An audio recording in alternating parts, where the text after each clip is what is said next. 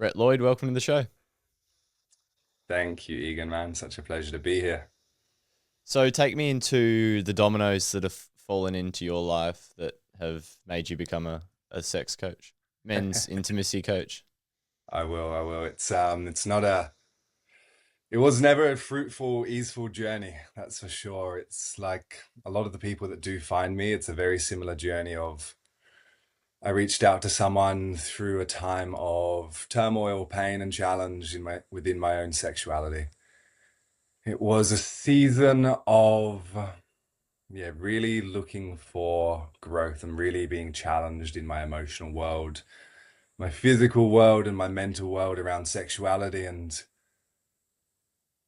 yeah, quite simply, it started through having a deep issue around premature ejaculation, around anxiety in the bedroom. And it was like every time I showed up in that state, there was this contraction of some sort. There was something going on internally, and I couldn't get to it. I couldn't get to the root of it. I didn't know what was going on, but there was a wound there, and it was sitting deeply. And I shared this on another podcast. The first time I sought out a coach, I was sleeping in a tent, and I'd been through a relationship that was just really, really challenging with a woman, and we just couldn't get each other sexually. It was like the connection just wouldn't flow. It was conflicting, and it was bringing up all these wounds in my body, all these feelings of just not being enough. And for the other men that experience this, I know how it feels. I've been to the depths of the pain in it, and then I've been to the depths of like the freedom and expansiveness too. And I was in a tent, and I put out a prayer to the universe, and I was like, show me the right way of working through this. Give me a guide, give me a teacher. And funnily enough, it came in the form of someone following me on Instagram the next day. And it was a sexuality coach. And I read his bio. It was specifically working with men around overcoming premature ejaculation and anxiety in the bedroom. And I was like, oh, okay, there's a funny little sign, and it's come in the way that I never would have expected it. But I was like, if I'm not going to listen to this, then I'm obviously turning a blind eye to my own prayers out to the universe. And we pretty much had a call that morning or the next morning, and signed up to a 3 or 4 month coaching program with him, overcoming premature ejaculation. And that was my introduction to self-work around sexuality. Before that, I'd say I'd been in men's spaces, men's groups and platforms online for 3 or so years. And this was my introduction to working on self within sexuality. So yeah, We we kind of go on. we able to sort of figure out the root cause of the issues that we're presenting. Mm, I think his approach was deeply focused on the pelvic floor. So it's like if the pelvic floor muscles are very tight, and they clench a lot, which maybe through years of conditioning, tightening, contracting, that we build up like this hypertension in the pelvic floor. And basically, when the pelvic floor muscles tighten, that's when ejaculation is caused in men. And that was a big approach to it, and it definitely made a big difference. I think the biggest thing that made a massive impact in that time was the emotional world. It was going into the emotions of it.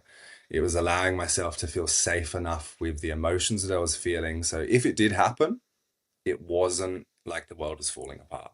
It wasn't like this spiral would happen in my mind of like, oh, okay, there's going down this journey of I'm not enough. I can't please my woman. Mm. Yeah, that was a big part of it. So it was like the pelvic floor was one, but it was the emotion that was so deep and so deeply rooted, and even tied into the pelvic floor. When I've gone a bit deeper in it within myself and other people, it's so rooted in the nervous system, right? And for me and so many other people, we've looked at intimacy, especially maybe in new connections where that's not that deep safety, and the nervous system comes into fight or flight. It sees it as a threat.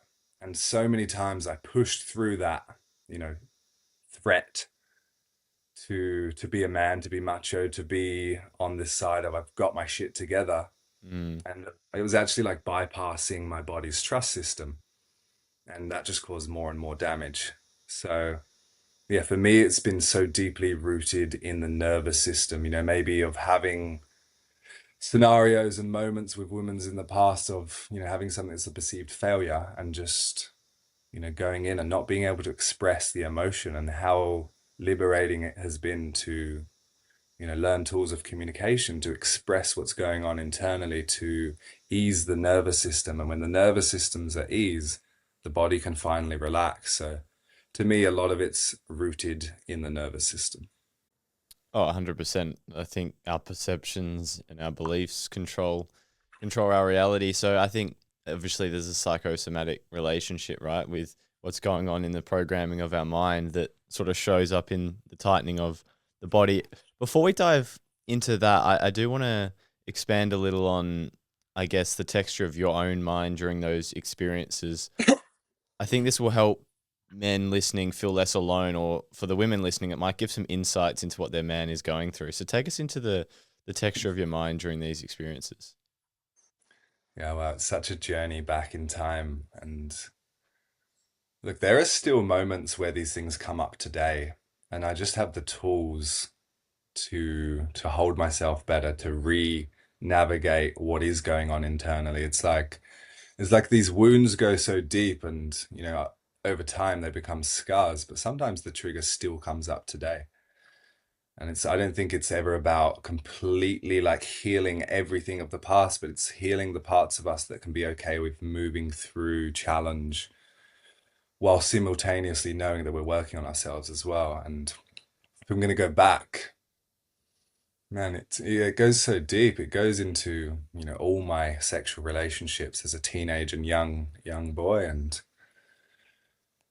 you know, I think there was this mindset of, which so many men do hold as well, of trying to prove something, of trying to, you know, maybe feel a wound in myself through a partner, of like, I'm enough. I can show up here. I can please you. I want that validation of feeling whole. And in truth, there was a lack of wholeness in myself within a sexual container. And yeah, it felt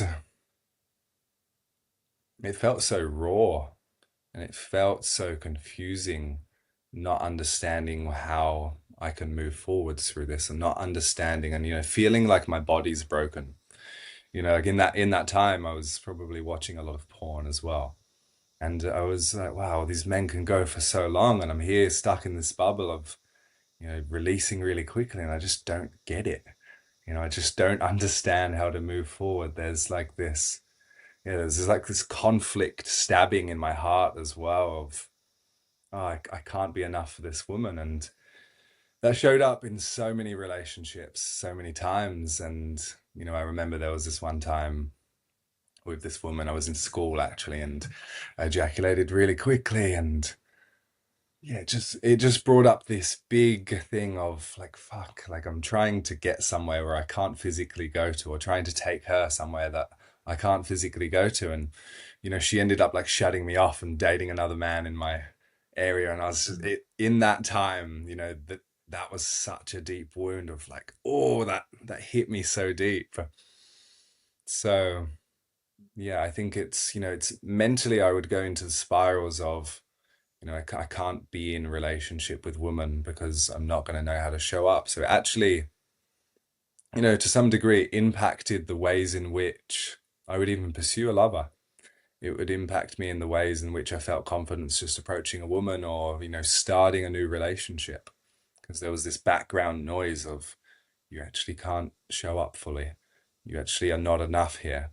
And, you know, it ran so deep and really, truly impacted my relationships. There was a season, I'd say probably in my early 20s, where you know, I started turning to alcohol, drugs, and pills. And even for my sexual relationships, like I wouldn't show up to I wouldn't show up to intimacy unless I was under the influence of drugs, unless I was not fully present where I could tap out a little bit, and that little part of me that feels such deep emotion, it's no longer present. Mm. And it's interesting to tap into this. I kind of forgot about this world sometimes, and to go even deeper, I was in a relationship with a woman, and there was such little self-confidence. I actually started relying on pills to stay hard. I would seek out, I can't remember where I got it. I had a friend who would get them, and yeah, in my sexual container without her knowing as well, I would have this Cialis or this pill, and it would give me this sense of confidence of, okay, for this next like 30 minutes, 40 minutes, I've got this. It's okay. It's that ease and pressure of, and I can now maintain a full erection. I can now please my woman in a way where the mind's dropped out a little bit, and I'm no longer just cycling through stories in my brain and emotions in my being. I'm like, and how damaging and conditioning that was to rely on an outsource, to rely on alcohol for numbing, or to rely on a pill for confidence, not knowing that it all lies in here and there are ways to tap into it. It just takes, sometimes going in, sometimes Mm. learning the tools that can really bring confidence to self. And yeah, I remember there was a woman that I had a really great sexual relationship with. It was my longest term relationship, but it also started in in alcohol. It started with drugs. It started with, there was a part of me that was really drawn to this woman, but I didn't have the confidence to pursue it. So it wasn't until we would party together that we started building that relationship. And I think through so many times of taking drugs and like going really into the alcohol world with her, naturally we just started unfolding into a sober place as well. But it took that time of, reaching edges and reaching places I wouldn't be comfortable with in my day-to-day life sober, to start feeling confident in sexual relationship. And we went really deep in our sexual relationship, and it was beautiful, but I was still aware that there was like this lingering pain in my heart that's still like whispering like, you're not enough in there. And it wasn't until my next relationship where it all bubbled to the surface. And that's when I started seeking out a coach, and I started seeking out help. So yeah, it's so interesting because like it's so easy when issues arise in the bedroom sexually to focus on just fixing the problem at the three-dimensional level, but like the reason it manifests in the physical world is because of the things that are controlling us inside, these stories that are deeply rooted into our psyche. So what is your approach? Like if a man comes to you struggling with an issue, how do you solve his problem? Yeah, if we're going into premature ejaculation specifically, I do believe that every man has a bit of a different blueprint of what's going on in their body. So to say one size fits all, it doesn't. But more often than not, people are experiencing anxiety. They're lacking a state of self-confidence where they can be in the bedroom, trust their body, and have an easeful experience with a partner. Sometimes it's physical, but I'm finding at the moment, more often than not, it's really deeply rooted within the nervous system with the emotions. So first thing we do is we will try and go into a bit more of a bodily awareness. It's how can we become aware of what's happening in our body moment to moment, the sensations, the emotions, the little subtle energies that are going on. So it's learning deep body awareness, learning how to sit with our emotions and be with it, learning how to accept what is no matter what, because we're never going to be perfect. So it is, teaching these people tools, whether it be meditations, really going in and looking at themselves and the things that are happening, and then also approaching the physical body and creating safety with a relationship to ourselves first.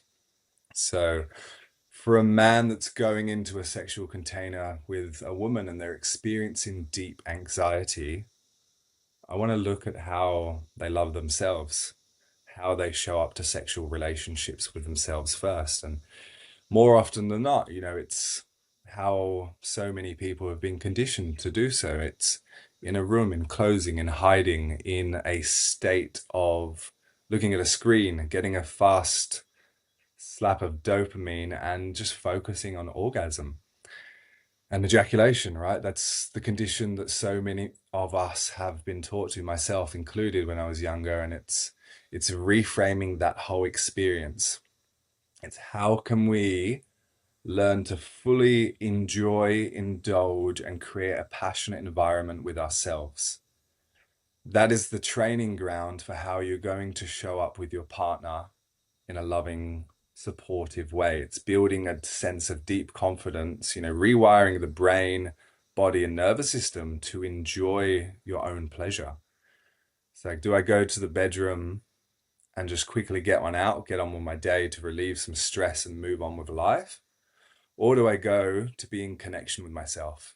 And the difference in how you do that is going to be massive in how you show up in your sexual relationship with a woman. Because if you're building the tools for deep self-confidence, deep pleasure, enjoyment in your own sexual life, then you get to reflect that back to someone. You get to be like, hey, I've worked on myself here. I have enjoyed my body so much that I can lean back into confidence and knowing that I can enjoy yours as well. Mm. Those are two big parts of it. Another is that I've been finding huge lately. It's relaxation. And what's the easiest tool for relaxation? It's anchoring a deep breath. And for me, what I've been finding is deep genital breathing is so powerful because we know we're bringing awareness to, the face, the body, the solar plexus, the genital region, and we're learning to move energy all the way down to the depths of our being. And within that, there's a deeper state of relaxation. We're also deeply relaxing like our pelvic floor region, which, ultimately is the cause of ejaculation as well. Yeah, I think for men, like it's quite an uphill battle to start this because they're obviously consuming either a lot of porn or things they see in movies, and they're pre-framing going into sexual experiences is biased by all those things that they've consumed. Something I really love what you said about sitting with emotions, and I think that's an underrated element. Like, it sounds pretty obvious, but in reality, there's such a natural inclination when we're sort of in our amygdala, right? Like, we're trying to seek prey, and we're going towards this thing we want to consume, we want to eat up. It's a real primal thing that we get into, and it doesn't allow us to slow down. We get really stuck in that lower mind. So being able to like tolerate these emotions that are coming up and slow the experience down, I think is incredibly important. Something I've been learning about recently that I think you'll like is around intimacy, for example. Intimacy is into me, I see you. Mm. And one of the powerful things is that we often infatuate with partners or women or people of the opposite sex because there's this illusion that they have something that we don't. And we're often attracted into relationships because they have owned or integrated a part of their psyche that we've disowned, and that's what often attracts partners in together. So in the sexual experience, there's a lot of anxiety that shows up, and I've reflected back on this in my journey because there's a fear of loss about losing a part of ourselves because we infatuate with them having a part of us. There's this illusion that that they are going to complete us, they are going to make us whole, because that's what often it creates the polarity in sex. So I think that is a big driving force that makes men fear the loss of their sexuality. That's why they want to have the release, because they want to have the relief from the anxiety that's driven from that fear of loss, from the infatuation. So that's where working on yourself, doing the inner work, and becoming an integrated human is it naturally, I found, follows on into the bedroom. Mm. Yeah, and I hear you so much in the part that we think there's a lack inside us and we seek it outside within someone else. And something that came up deeply for me in that is, men that have never known their own sense of femininity as well, because ultimately we get to hold the masculine and the feminine within inside of us, and bring that into a beautiful place of balance. But for people who swing so hard on just the deeply masculine side, and we may lack or never have touched into that sense of femininity, we want to seek it outside of us. And of course, like that is polarity and that is attraction and that is beautiful. But it can also become, like you said, addictive. It can become holding of us. We don't know what it's like to feel it in here, so we have to constantly seek it externally. And in that, we give away our power. And often in that space, so many men are wanting to take from the feminine. They're wanting to draw something out of them so they can behold it in themselves and feel that nourishment. Because the feminine is nourishment. It is powerful. It is source of life in this world, and it is, to me, it's the most beautiful essence in Mm, this world, the feminine. And if men don't know how to tap into that in their own being, how easy it is just to seek externally and constantly go back to that and want to take from them. And I think that's why so many women also feel like the destructiveness that can be in men's sexuality, of how many people have just taken. It's mm, because we don't know how to come back and nurture that part within ourselves. So it's constantly like, how do I feed this part of me that doesn't know how to get it internally? And that one thing I always say is, the sexual energy of man can be the most creative, powerful, inspiring life force in this world, or it can be the most destructive too. If we don't know how to hold it, cultivate it, and nurture it, what we're going to do is want to release it and take and destroy through it as well. It's mm. mm, Talk to me about what, because a lot of men probably struggle to grasp this idea of masculinity or masculine energy, feminine energy. And I will give you the get out of jail free card, because I was watching this video, and I was talking a lot about how these ineffable things like defining energies, or it was talking about it was actually a Chase Hughes video, and he was talking about the religion and all the different religions in the world, and how they're all trying to, all of them throughout history have pointed to these like five universal truths, and how it's incredibly difficult to articulate these things that are not visible because of the limits of our language. Like, it boxes in these very ineffable experiences that are hard to define. So I will give you the get out of jail free card that we might know what it feels like, but it can be incredibly difficult to define. So I won't. I understand. And look, don't get me wrong, I'm not a master on these topics of polarity and masculine, feminine. And I guess the ways I can put it in are in more of an experiential state of, we all behold, like, there's man and there's woman, and then there's masculine and there's feminine qualities. We all hold a mixture and combination and balance of all of that within us. And everyone's different to that, right? Some people are going to be really in the man side. Some men are going to be really in the feminine side. Some women are going to be really in the masculine side. And,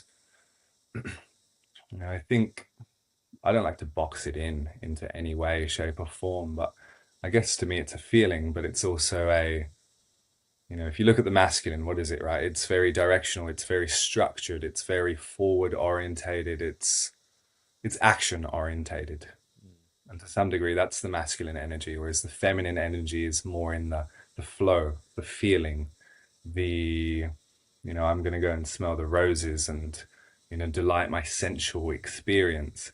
Whereas the masculine might be like, I'm going to go and get something done. I'm going to move forwards and get shit Mm, done with the day. And I think that's a really basic, simple way that we can put that into boxes. And men and women are able to hold both. We're not limited to, just because we were a man, we can't experience the feminine side of beauty, of sensual experience, of smelling and getting really turned on by life through that. And just mm, simultaneously, women have the ability to be deeply action orientated and inspired by moving forwards in life as well. It's not, yeah, there's no box to it. And mm.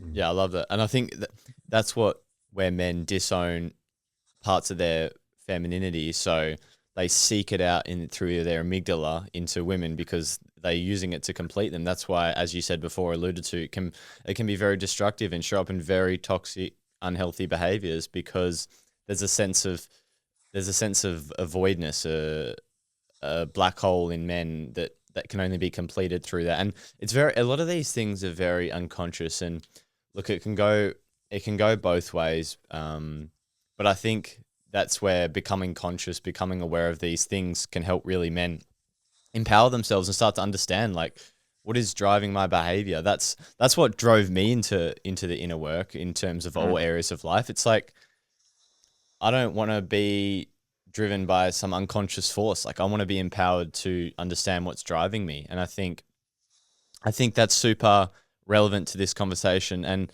how I want to segue this is, how does a man's upbringing shape his beliefs about intimacy and what it should look like? Mm.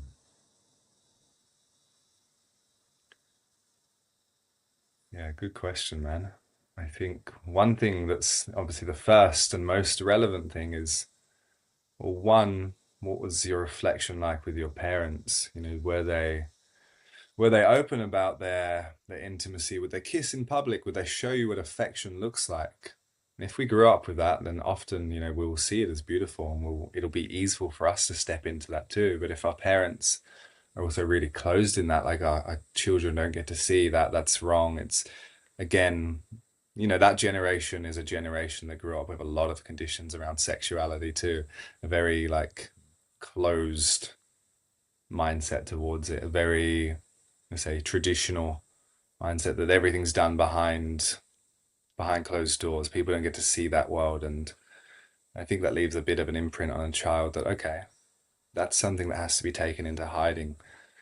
And that also comes out within, you know, our masturbation habits too, of, okay, I'm not able to speak about this in a public way. I'm not able to express that this is a true thing. It all has to be done in secrecy. And um, That's a big one, also I reckon. also education. You know, what was my education around sexuality, and most people's, it was porn. It was mostly porn. Like, school probably tapped on 1 or 2 days of very minimal sexual education, which is more about, you know, just using contraception. It's not about how the anatomy of the body works, how arousal works, what we do, and how to treat our sexual energy. It's so limited. So most people seek it out through a screen. And for me, with those other conditions, it was, you know, seeking it out through a screen in hiding, in a place where no one's allowed to find out. I'm not going to speak openly about this ever, because it's so deeply shamed and looked at in a negative Mm, connotation. I think that's a really big thing for men. The education system sucks. We true. have to seek it ourselves, and the only way is trial and error and looking at a screen. Most people don't feel comfortable talking about it, because from our parents' generation, it was shunned, it was looked down upon. So that Mm, already is starting the basis of our early teenage years of sexual exploration, of being really closed. And, you know, some cultures are so different, right? Like, I look at like some South American or Brazilian cultures, they're really open sexually.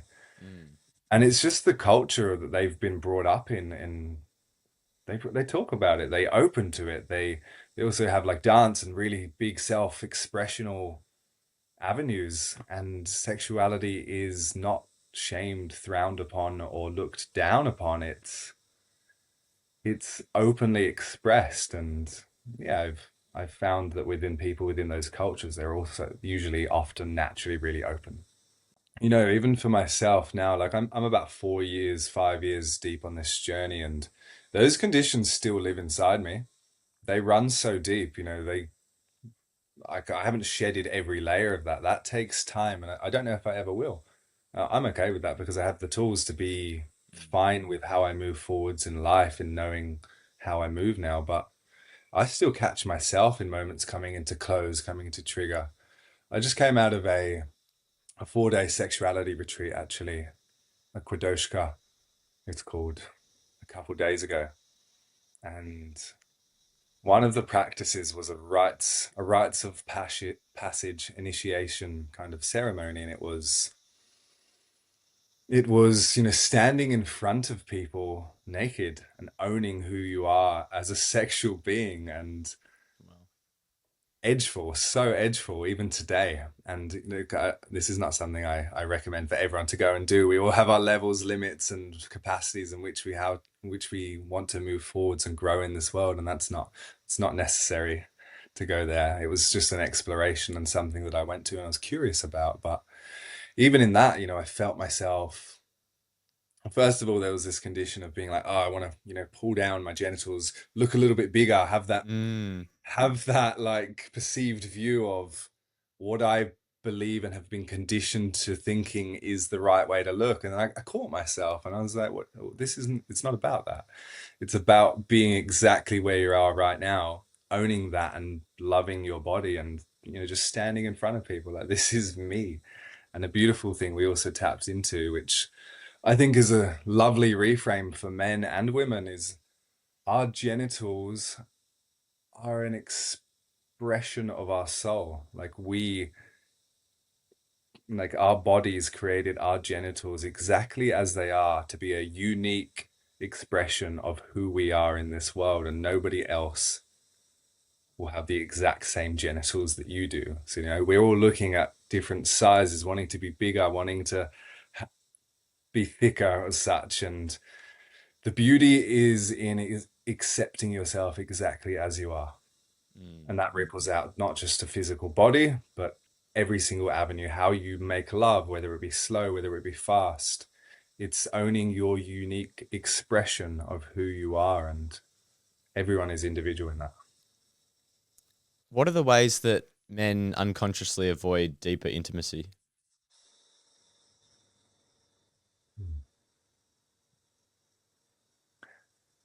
Well, I think for one, it's chasing goal orientated intimacy. Say if you are in a container, an intimate container with someone, it's, slowing down is one of the most confronting experiences that you can come to if you're not deeply in tune or open with your sexuality. So I think going really fast and just chasing goals, chasing orgasm, chasing. Do you think that's true though? Do you think I don't know what your experience is like over the journey, but when it's like the speed and the forcefulness with men, do you think it's about unconsciously it's about reaching climax, or do you think it's just conditioning from because like the conditioning from what they've consumed and what they believe is right? I would argue that I don't think men are going into, or at least for myself, like at times where there's habits of porn showing up in the speed and the forcefulness of it. I don't think the goal is to like, well, like, I don't think there's a conscious goal at least of like, I want to finish, but I think it's just so ingrained that this is what it looks like, or this is what makes me a man, or this is what makes me like feel my self worth, like, is how I show up. So, like, slowing down means like a lack of vitality. Do you know what I mean? Like, it's symbolic of like a lack of vitality because I can't be forceful and strong and my testosterone's not surging. I don't think it's as like about the finish. I think it's about what slowing down is internalized by men as. Yeah, for sure, man. And I think, conditioning is huge within that. And don't get me wrong, there's nothing with going fast, strong, and showing that strength within sexuality in the right times as well. I think as I've deepened on my journey, it's been more about slowing down. It's been the opposite. It's been awareness to women's arousal, firstly, and how slow that is in comparison to a man's. We can be 0 to 100 in 10 seconds, and women will take 20, 30 minutes standardly to just, reach full arousal. And I think there can be a fear for sure of being seen within slowness, being seen within sensuality, being seen. I think you need to be seen more when you slow down. I think you need to open different parts of yourself that, in life as well, we chase, right? We move forwards, and it's so often the condition of sexuality and life that we're on to the next thing. We're moving forwards. We're going, going, going. But how confronting it is comparing sexuality and life to really slow down to the moment. And it's not often people give themselves time a day to just sit with their being, to sit with their emotional world. And I think when you do that in day to day and you stop seeking, chasing every moment, you can also bring that into sexuality more. And that involves slowing down and listening to yourself first. And I think a lot of men are conditioned not to do that as well. We're conditioned to move on to the next thing, to keep the mind moving. What's the next fast paced thing that we can move into in life? What's the next goal we can chase? Slowing down is an art form, and it's a gift to give yourself, and it's a gift to give your lover. And it can be confronting if you've never gone there, to really like sit with the softness of what you can be in as a man too. But that softness is powerful too. Mm. What internal conflicts do you think men experience between wanting closeness and fearing vulnerability? Hmm. That goes so deep. I think I can speak for myself and a lot of men that, you know, self-expression, emotion wasn't necessarily the safest thing as a man growing up. I was lucky to have a mother who, really welcomed it. But a lot of men don't have that in their lives at all. So it's like the vulnerability of emotion, first of all, doesn't feel safe. So how can we bring that to a state of partnership and vulnerability when we have never been able to go there for ourselves? So there's like this conflict of there's so much internally, whether it be emotional vulnerability, sexual vulnerability, that has never been safe in the world. And I'm seeking this closeness with another, but I don't know how to. It's like there's a conflict in the nervous system because your body's never been safe to express and release. Mm. It's like a conflict between the soul and the amygdala. The amygdala is wanting to run away because it perceives a threat. Um, and then it's also got this other side of it where sometimes it gets thrust into, because the amygdala has two roles, right? Seek prey and reward, consume, and it also has the run away from predator. And I think we oscillate between the two a lot in sexuality. That's why it's quite there's a lack of slowness because we're either all over our partner and we want this extreme sexuality and then there's the other side, which is where we run away from deep intimacy because there's a perception of pain. There's a perception of, you know, we're going to be left or abandoned or heartbreak's going to happen. So I think we oscillate a lot when we're in that lower mind. And I think our soul deeply yearns for integration and so the soul, meaning the state of unconditional love. I think we're trying to get there, but there's definitely always there's this conflict at times between the lower mind and our soul, and I think that can be hard. And I think that's what we're sort of alluding to with all these like practical elements of the conversation. But that's I think the challenge is the opportunity for growth, and I would encourage anyone when struggles come up, it's really easy to perceive that as like a defect or like, but it's a feature of transcending the limitations of the lower mind of the amygdala. It's literally the pathway. Like you need these challenges to come up to understand where you're at. They're the gateway to the psyche, and a lot of what I had done to help my journey was to learn to sit with these emotions so that I could explore them openly and tolerate discomfort in my nervous system. It was just this going straight into the amygdala, run away from sensation, and then you run away and you go towards the prey. But I think learning to tolerate it gives us the opportunity to go deeper into the psyche, which I think brings our intuition and our soul online. Yeah, there's a beautiful quote that I wrote down from retreat the other day. It's your shame is a teacher, and how can I learn to love myself deeper through my shame? So, we often look at our like shames and pains as this thing that we just want to get rid of. But it's actually a gateway into deeper, more fulfilled, more loving versions of ourselves.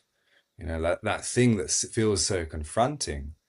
How can I fully be with it, learn to love it and accept it? And within that, I'm actually deepening my connection to myself. And there are usually lessons in there once we go in and we, let it dissolve through us.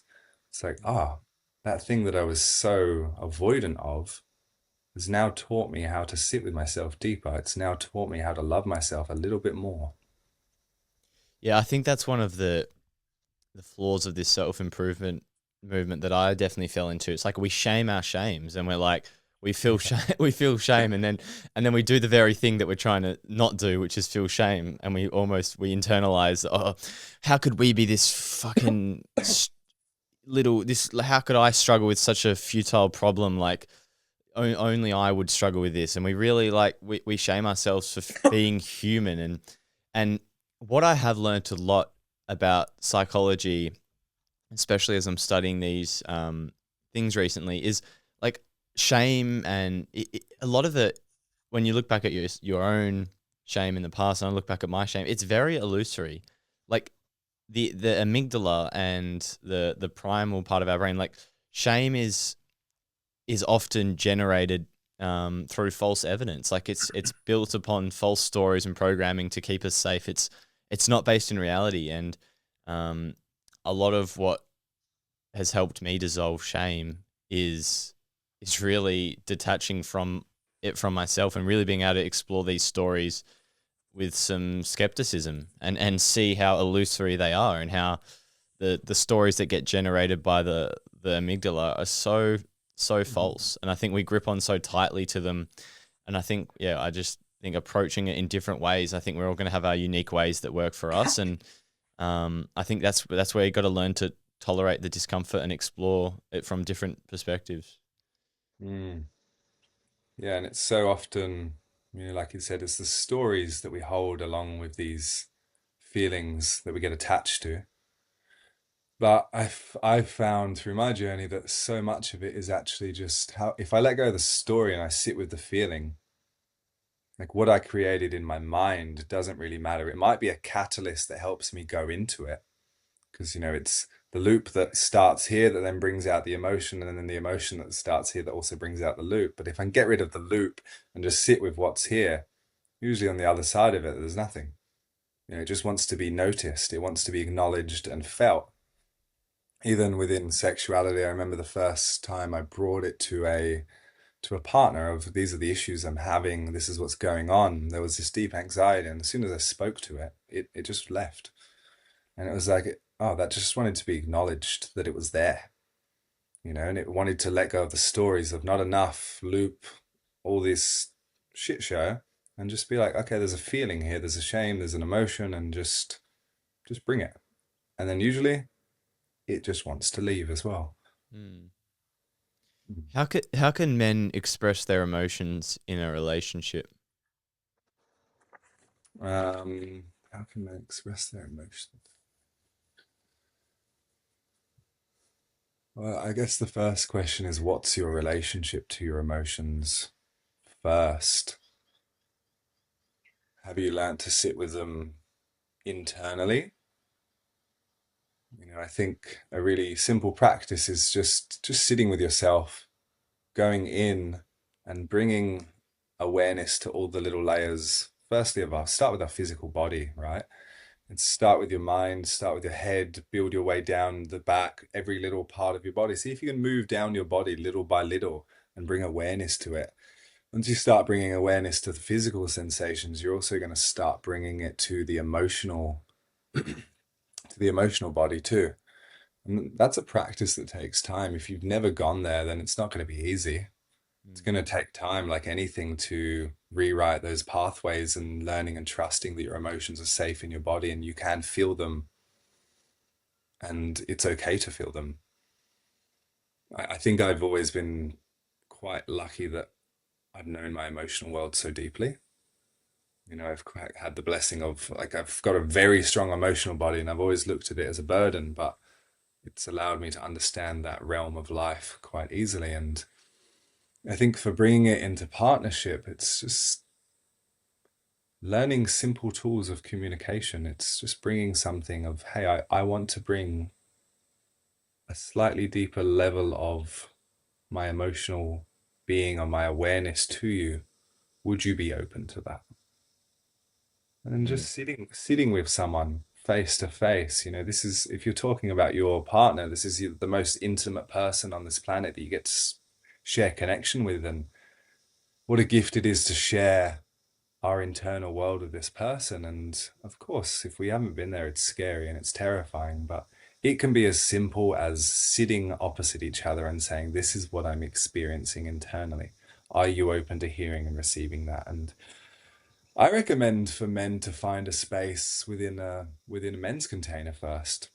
Try and start to understand it with your brothers. You know, if your partner's willing to go there, do it. But if you've never gone there, it can be a lot to bring to a partner. It can be a lot to bring to a woman, and you may not be ready for that. So find brotherhood first. Find connections with your men, your close friends, that you can try and start cultivating it. And then if you feel safe enough and you're ready to bring that to your partner, like, please do. It's a gift to share it to them. Well, I really want to dive into that, and I think I've interviewed people, and I've had a variety of different perspectives on this. I've had different extremes from one that bringing any emotions to your partner, it's going to make them feel unsafe, and then I've had the other extreme, which is like share everything. And I think I think it depends on what level of awareness like these people are at and how much integration they have. So it's very hard to prescribe a cookie cutter approach, but I think a lot of men struggle to understand what a healthy expression of their inner landscape looks like. How do I communicate the things that are going on in my head in a way that is empowering for everyone, myself and my partner, and it isn't about blaming. And it's like, I want to be able to express, because I think this vulnerability deepens connection. Like I see that, but I'm struggling with how to practically do that. Like, how would you advise someone who's really navigating the best way to share what's going on in their world? Mm. First, it's taking self-responsibility. It's bringing the awareness to self enough to say, this is something that I'm experiencing. And I think, like you said, there's a big contrast of we can bring too much to a partner and we can bring too little. And there is a sweet spot for sure. And I've definitely been on the side where I've brought too much to a partner and it's caused chaos, right? It's caused like turmoil in relationship. And even with my most recent partner, there was a time where, we were talking about emotions and stuff, and she was like, it's actually, and like she said to me, like, I'm noticing that it's actually making me like less physically attracted to you to go really deep into these emotional points. And I was like, oh, well, that's really conflicting, because I also want to be able to bring my truth to you. And I think it's sitting with your emotions first, not just spilling and getting it all out there and being like this big mess of emotional overflowing pot to someone. Because no one wants to just pick up all this remnants of Mm, shit that we haven't actually integrated first. It's first sitting with it with self, and it's allowing the pot to simmer down so that you're integrated in it. You've already felt it, you already know what it is, you know what's going on. And then from that space of, internal centeredness, sharing what's going on with your partner. And look, if you're new to that journey, it's not going to be easy straight away. I remember a time when my emotional world just started boiling over, and I was bringing it to my partner and all these things that were going on every day. And it was strange. It was like this big emotional awakening I had, and I couldn't understand it, but everything was just spilling out. And I was bringing it to her every day because that was the only way that I knew how to balance it in my internal body. And what I've learned, going deeper and further on my journey, is sit with it first. Learn to sit with it internally before you bring it to someone else. Because if you bring it to someone before you've internalized it, firstly, you often don't know what's actually going on. And usually you're just going to spill shit. And no one likes to catch someone else's shit. Like, as a mm, brother and a friend, as someone that can catch you, it's great. But if you're doing it over and over again to a partner, it's messy, and they're going to find it unattractive eventually, because you're not integrated in what you're mm, actually experiencing. You're just using them as a vice for your externalization or internalization. mm. Yeah, because there's a lot of things that are playing out there. Like a lot of men have this entanglement with their mother, like, and then it's sort of wanting to be mothered by their partner, and they're wanting to just be soothed, and not taking responsibility. So, and I think when men haven't processed things internally, like it's so easy to you're sort of just hoping, you're just splurging everything and you're hoping to get this like pat on the back and reassurance, like I love you, it's going to be okay. And I would say, like, you know, I've definitely fallen into that pattern unconsciously. And I think the difference, something that worked for me, and it might not work for everyone, but what worked for me is I really had to explore the story of why I thought that wouldn't make me worthy of love.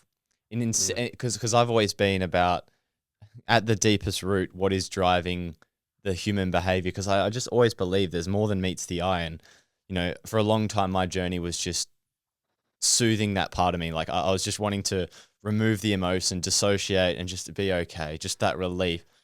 But a lot of me now is like getting to the root cause of it, like what is actually driving human behavior in myself, in others. And when I'm able to get to the root, I realized that obviously these things, it comes from either past wounds or these faulty perceptions that I created to survive years ago. And I think that can be hard for the average person who hasn't spent 5 years dedicated to understanding human behavior, and they're on their human journey feeling an emotion. It's their first level of awareness. Because I remember what it was like for me at the start, and you just want to, you know, there's this quote I love, and it's like, at first you blame others, and then you blame yourself, and then you realize there's no one to blame.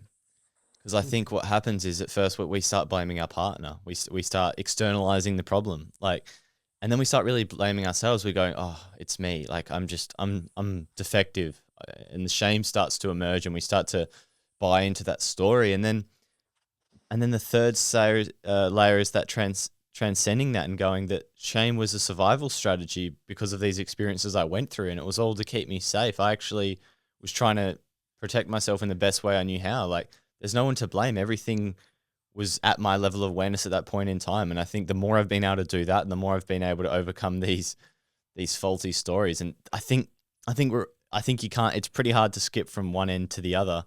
But that's why I think conversations are the start. I think that's where communicating things is always going to take you on the journey. I think the more that you hold back from it, like, I think you've got to come to terms with it's probably going to bring its challenges. You're going to say things and it's probably going to be perceived the wrong way. You've got to have that willingness to not fucking do it perfectly. Because if you grip onto this like perfection of like, oh, I'm going to be this like articulate communicator of my emotions, and I'm going to be able to express things in the most, you know, healthy way. Like it's not going to be like that. You're going to have the contrast of doing it probably poorly at the start, and then learning to take responsibility. And the great thing about life is it's always going to teach you. It's always giving you the feedback signals.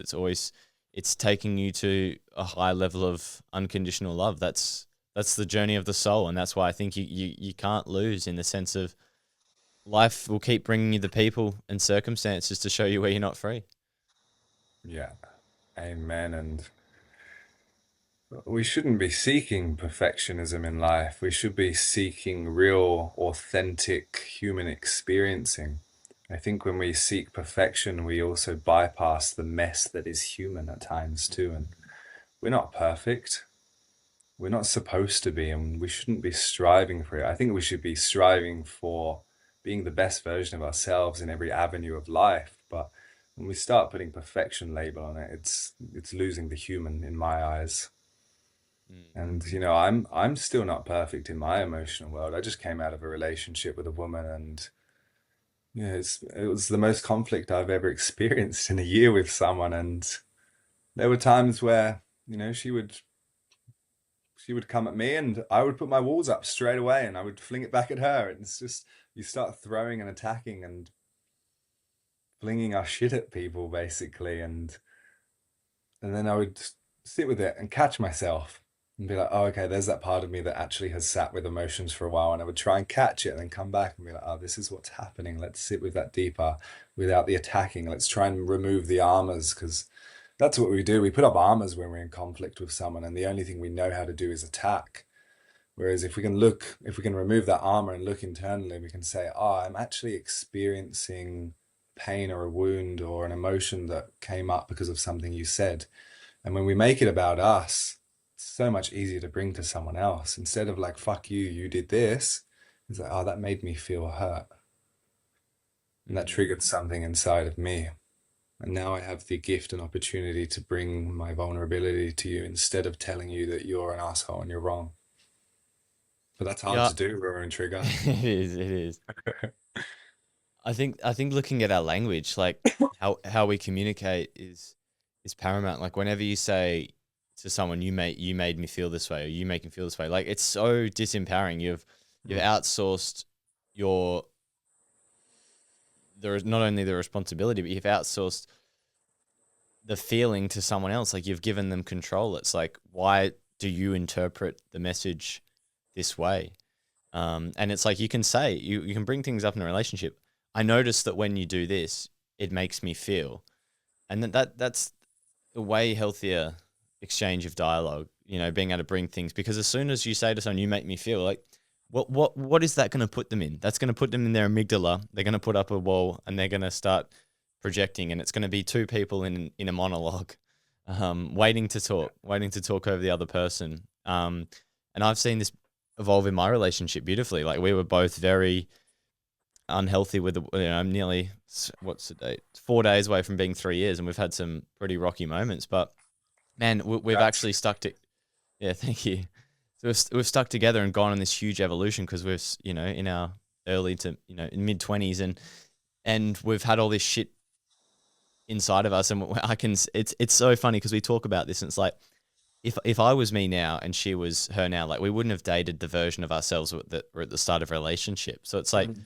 you go on the journey together. You often meet someone who's at your level of awareness, at your level of consciousness, and you either.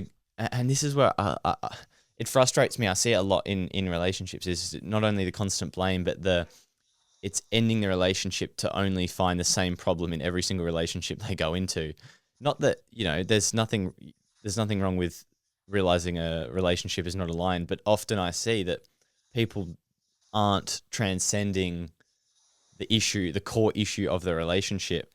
Um, and I think what we've been able to do is have those really hard moments. But I think something that's really helped us is mastering the art of communication, where like we never blame the other person for making us feel this way, but we bring things big and small to the conversation and just have that curiosity. It's like that curiosity to be like, why do we get triggered, or why did you say this, or it's like as like a relationship's this third entity that you need to nourish and support and treat with love, and not just like you got to respect the autonomy of each individual. Like it's a sovereign human being, and you're not entitled to them, and you're there to support each other, and everyone has needs. And I think the more openly you can do that, I think it's just, yeah, the consciousness that, and a willingness to put yourself out into the arena of those difficult conversations. Yeah, man. And if you start to, excuse me, you start to look at your own triggers as an opportunity to grow through what's happening internally. Firstly, like you said, it's self-responsibility. There's something happening inside. But this person is, in some way, shape, or form, they're designed to trigger that in you so you can work through it.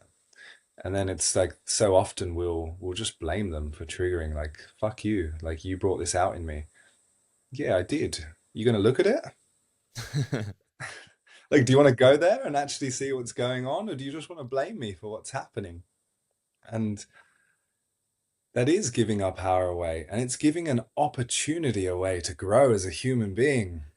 This thing is coming out to be met, to be nurtured, to understand ourselves deeper. And it's so often that we'll just put it on someone and we're missing an opportunity there. Mm. And of course, there's a limit within that, right? Of like, don't look at self abandonment of every time you're triggered. If someone just keeps repeating the same thing and it's abusive behavior, we don't stay in that. We have to look at what we're doing. And sometimes the power is in walking away. But if it's just a Because trigger that's usually, happening, yeah, look at it. because usually when we stay in toxic relationships, there's an unconscious thing happening there. Like that's our perception of what love looks like, or like it can be scary to go alone. Like there's always a reason that human behavior exists. It doesn't just operate inside of a vacuum. Like there's a cause and effect in our own thing, and sometimes you just need to pack your shit up and go away and deal with it, and sometimes you've got to figure it out in the relationship. Like I think it's very hard to prescribe a cookie cutter approach. Like that's, I think, very unrealistic. But I think the more tools you have in the toolkit to be able delineate, you know, the difference between triggers and boundaries, or um yeah. But I've had some very interesting had some cool guests on to give so many different perspectives around these things, because often, you know, I had a guest on recently and he talked about how boundaries are insecurities, and how he believes like we're trying to take away the autonomy of our partner. You know, whether it's we're trying to change the way that they, you know, let's say they can't have female friendships or male friendships of the opposite sex, or they can't dress a certain way, or, you know, we're trying to limit their expansion expression as a human because it triggers a little part of our ego. And, you know, I mean, I think that's where open communication and understanding of each other is just paramount to growth. Yeah, but I think a world without any boundaries whatsoever would be chaos too. You know, to put Yeah, in lines of what we're willing to accept and what we actually truly desire, not limiting someone in their expression of who they are as a being, but, you know, putting bounds on, I actually need this to keep me safe. And like, this is kind of my limit. And, you know, I had this experience recently. I was dating a woman that worked within erotic dance and sexual industry and giving that devotional dance to men, and, you know, like stripping and dancing for people. And it kind of stopped for a big period of our relationship, and that was a really easeful period. And when it started again, it brought up this trigger in me, and it made me realize that for a long time I was, you know, kind of spiritually bypassing my trigger, my anxiousness that was happening in my body telling me like this isn't actually something you like. But what I was trying to do was, you know, look on the other side of it and be like, oh, there's spiritual alignment, enlightenment on the other side of being okay with anything that someone does and just being able to be okay. But when I came back to like the human aspect of where I'm at today and who I am as a man, I was like, oh, that actually doesn't fit into my value system. And I don't want to stop you from being who you are in terms of your self-expression and what makes you feel alive in life. But it's no longer a realm that I feel like I can be okay with and what I truly desire from devoted partnership. I was like, I want that eroticism to be mm, contained. So it wasn't, I didn't put up a boundary of like, you can't do this. I said, if there's a version of you that can feel like you're not self-abandoning and you can let that go and our relationship can flourish, let's look at what that looks like. And to her, it was, I'm not willing to let that go. This is a part of me. And I was like, okay. And within that was separation. And it was exactly. a, Yeah, it's yeah, powerful. it was an owning of no longer bypassing my value system. But what I had to do was push my value system and my inner knowings to an edge to actually know where I sat with them too. And, you know, sometimes it takes pushing ourselves to our limit to actually come back to our center and know who we are. Exactly. And that's where it's never the behavior on the outside, right? Like the spiritual bypassing element is like you probably got the feedback for that. Like when the symptoms emerge in yourself, like it's really easy to, like I said, the over, because like that's when I said when you talk about responsibility, it's not responsibility just to let it go. It's responsibility to understand why the signal is happening in the first place, because it doesn't mean just let go and, you know, meditate and pretend you don't care. It means responsibility for understanding why you're getting the feedback from your beautifully designed, intelligent operating system so that you can take action on it and be more aligned. I think that's where I think the spiritual community can go to, or people can misinterpret the teachings. And, you know, sometimes you have to have those experiences. You have to have the contrast. You have to go to the limits to understand, actually, this is not so black and white. There's nuance within this. And it's one of the hardest things about making content or teaching or these preachings is there's often a lot of nuance, and people are dealing with very problems at the very microscopic level. And we're trying to deal, you know, talk to them in the vague, abstract, philosophical, macro level. It's, you know, you can always find a flaw in someone's philosophy when you take it into the nuance of one practical solution, practical problem. And that's where someone needs to have the wisdom, which is the applied knowledge of like, no, this applies to this situation, this applies to that situation. That's where the human experience is powerful. But that's where I think we definitely outsource a lot of sovereignty. We know, like, this spiritual teacher told me this, or this person told me this, but like the journey is to you. It's remembering who you are. And I think we don't listen enough. We're too busy, outsourcing to external authorities and placing them on valuing them more than ourselves. And like you said, that's what causes us to, because the only reason you probably push your limit with that stuff is because you place the spiritual authority above your own, and you minimize yourself relative to them, and infuse their teachings and values in your own. And you go, and then when you realize, actually, no, there are flaws to this. I value myself. You've placed yourself back on the level playing ground and go, actually, no, this doesn't align with me. And then that's the beautiful moment where you get to take the change of action. And people might not be aligned for each other, and that's fine. Yeah. It's individual as well, and it's not wronging someone for who they are and what they want in life, but it's just saying that that version doesn't fit in with my desired outcome of reality. And there's pains and letting goes of that, of course, of the shedding of, loves and human experiences and relationships. But like, it's such a incredible lesson to come back to like my deep value system and be like, all right, I'm not, because a part of the abandonment of that was I really want to be loved by this person, and I really want to love them. And I was willing to let go and push my value system beyond what I knew it was capable of to fit into like their ideal or how I really wanted to be loved. And that was self-abandonment, and how powerful it's been to come back to a centered state of being and be like, you know what, the man in me doesn't want that. And I'm okay with letting go of love to honor my values and my integrity to self. And that, to Mm. some degree, has been a form of self-respect that I've had to sit with and own. Yeah, it can be very difficult, right? To like understand, like apply these like teachings to our lives. And um, often the unconscious is driving us, and we're unaware of where that place is coming from. Um, so yeah, I think the number one thing that I found along the journey is you're constantly going to be using life as a teacher. Like it's constantly going to be giving you exactly what you need to grow, and willing to listen to the messages inside, like the physiological responses you get, the intrusive thoughts or the feelings. Like a lot of these things aren't reality. They're often these illusions, but they're there for a reason. They exist for a reason. Nothing is just by coincidence. There's a higher purpose to it. And I believe it's if you want to become the most evolved, empowered version of yourself, it's the opportunity to understand that, to understand what's happening inside of you. Yeah, I think like self query and emotional intelligence is one of the deepest forms of intelligence to some degree. It's understanding what's happening all the time in different ways and playing out inside our bodies and our psyches, and that's not easy.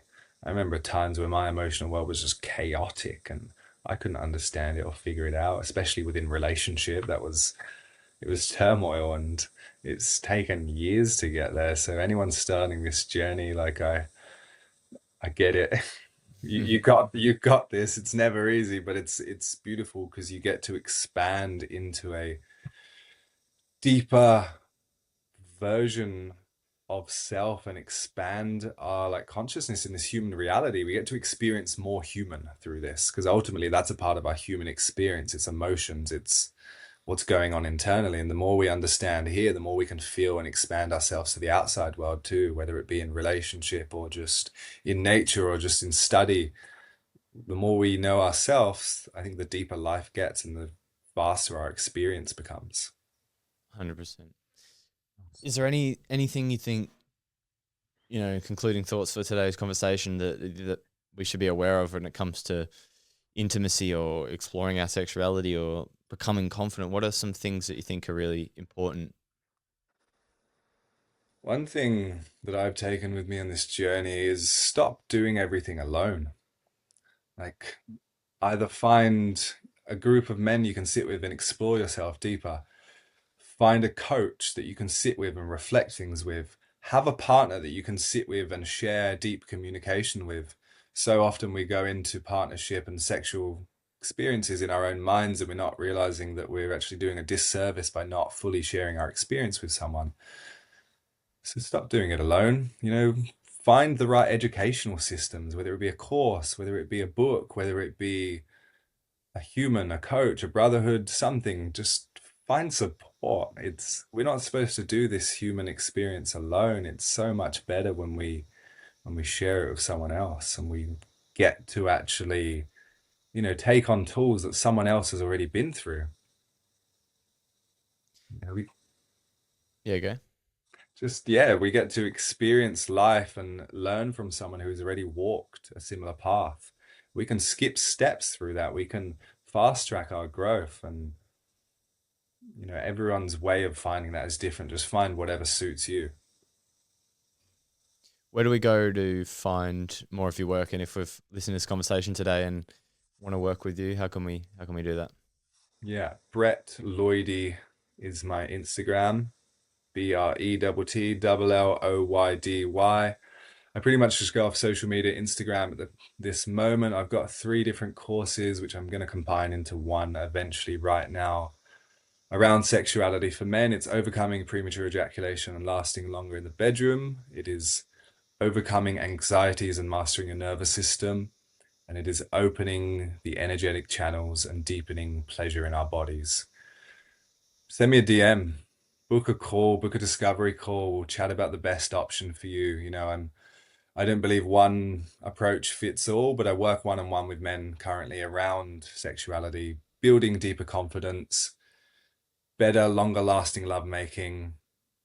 If I feel like I'm not the fit for you, I'll find the right person for you. I think it's not about, it's not about just me working with someone, but it's about actually finding the best approach in which someone can become a better human and a better lover. And whether that's me or someone else, I'm open to discovering what that looks like for you. Brett, thanks for coming on the show. Thank you, bro. Such a pleasure, man. It's nice to explore your mind with you, and I appreciate you going there.